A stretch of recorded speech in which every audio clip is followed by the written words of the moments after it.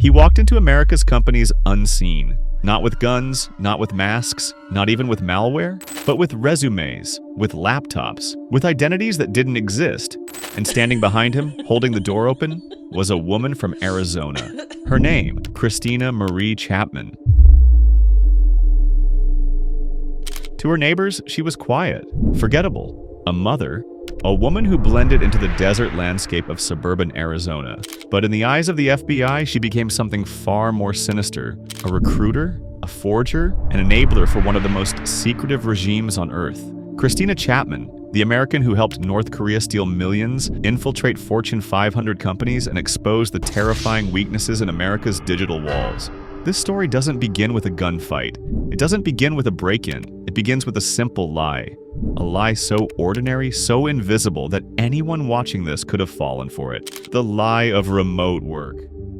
After the pandemic, America embraced a new normal. Offices emptied. Zoom calls replaced conference rooms. A resume, a webcam interview, and a scanned ID became enough to start a career. Companies rushed to hire. They didn't need to see you. They just needed to believe you. And belief became the biggest vulnerability of all, because thousands of miles away, behind the closed borders of North Korea, a new kind of soldier was being trained. For decades, North Korea has built its reputation on isolation, propaganda, and military threats. But under the weight of crushing sanctions, missiles and armies could no longer pay the bills. The regime needed money. It needed secrets. It needed a way to strike its enemies without firing a single shot. And so it turned to keyboards. North Korea built a cyber army, an invisible force of thousands, trained not in combat but in code. These were the new soldiers of Pyongyang, and their mission was clear: penetrate Western companies, steal their wealth, and funnel the profits back home. But to do that, they needed masks. No matter how polished their resumes, no matter how perfect their English became, they couldn't escape one problem: proof of identity.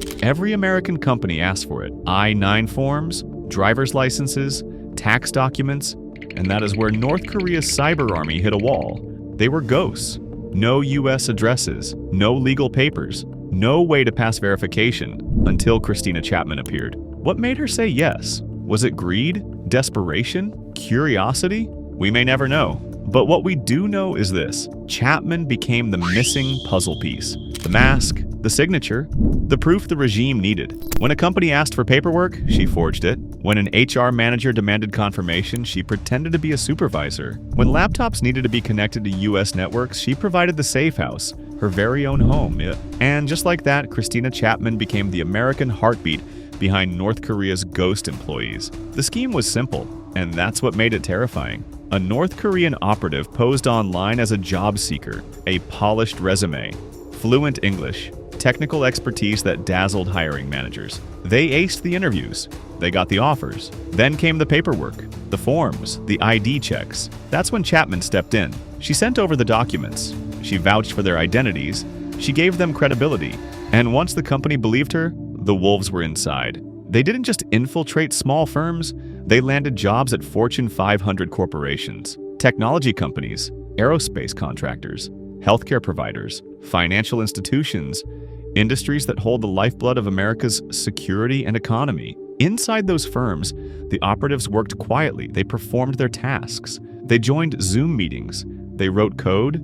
They blended in. To their colleagues, they were just another remote coworker, just another name on Slack, just another muted voice in a video call. But behind those digital masks, they were operatives of a hostile regime. And every paycheck, every login, every project they touched was another victory for Pyongyang. To hide the scale of the operation, Chapman created what the FBI later called laptop farms. Imagine a quiet Arizona home. On the outside, normal, boring, ordinary. But inside, dozens of laptops lined up, each one logged into a different American company. Each laptop a ghost employee. Each laptop a portal into America's corporate veins. From thousands of miles away, North Korean operatives controlled those machines in real time. They typed, they coded, they moved money, and Chapman's home became a digital embassy for North Korea's spies. By the time the scheme unraveled, more than 300 American companies had unknowingly hired North Korean operatives. The fraud funneled over $17 million into Pyongyang's treasury. But the money was only part of the story, because once inside, the operatives had access to code, To trade secrets? To sensitive corporate projects? Did they steal designs? Did they copy data linked to national security? Did they plant backdoors for future sabotage? No one knows. And that uncertainty is worse than any answer, because the truth may already be hiding in America's networks, waiting to wake up. But how did Chapman get pulled into this? How does a suburban American woman become a bridge for North Korean spies? Investigators traced the first contact to LinkedIn. That's the chilling part. This wasn't a dark web conspiracy. It wasn't back alley meetings. It was professional networking. She was approached by recruiters, people claiming to be connected to overseas workers needing help. She accepted. She began with small favors, filling out forms, forwarding documents.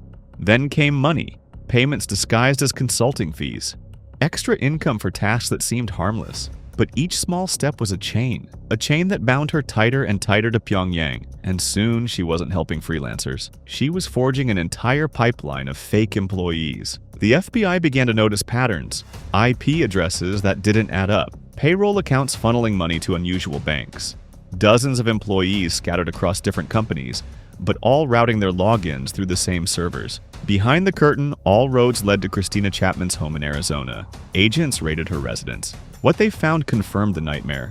Rows of laptops, stacks of forged IDs, employment files linked to hundreds of corporations. The house wasn't a home. It was a command post for digital infiltration. Christina Chapman was arrested. In court, prosecutors revealed the staggering scale of her crimes. More than $17 million stolen. Hundreds of companies infiltrated, her actions strengthening the hand of a hostile nuclear regime. And yet, she didn't look like a mastermind. She looked like a suburban neighbor, the kind you might wave to in the driveway. That was the most chilling part of all. Evil didn't come wrapped in military uniforms or foreign accents. It came wearing the face of an ordinary American woman. In July 2024, Christina Chapman was sentenced to over 8 years in prison. But the question remains, was she just one piece of a much larger puzzle? Was she a willing accomplice or a pawn who never realized the true scale of what she was enabling? The FBI warns that North Korea continues to run similar operations. And for every Chapman caught, there may be others still active, still forging, still opening the gates. Think about it. The next time you join a Zoom call, the next time you onboard a remote coworker, the next time you trust that the person on the other side of the screen is who they claim to be, how can you be sure? They could be a neighbor, they could be a stranger, or they could be a soldier of Pyongyang, typing away from the shadows, smiling behind a mask that isn't real. This is not just the story of Christina Chapman. This is a warning that the future of espionage is not fought on battlefields. It's fought in logins, in resumes, in payrolls.